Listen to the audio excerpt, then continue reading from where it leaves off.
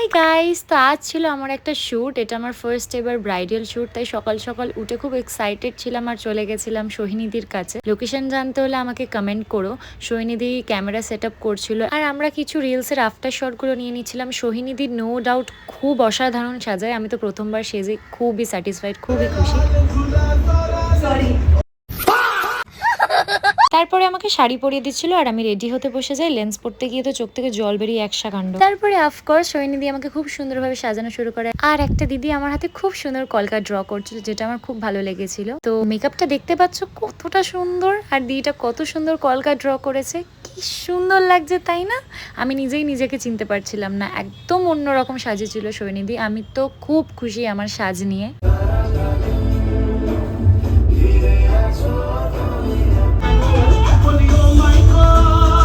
তো ফাইনালি আমার ব্যাকআপ হয়। তো আজকের মতন এইটুকুই, দেখা হচ্ছে পরের মিনি ব্লগে।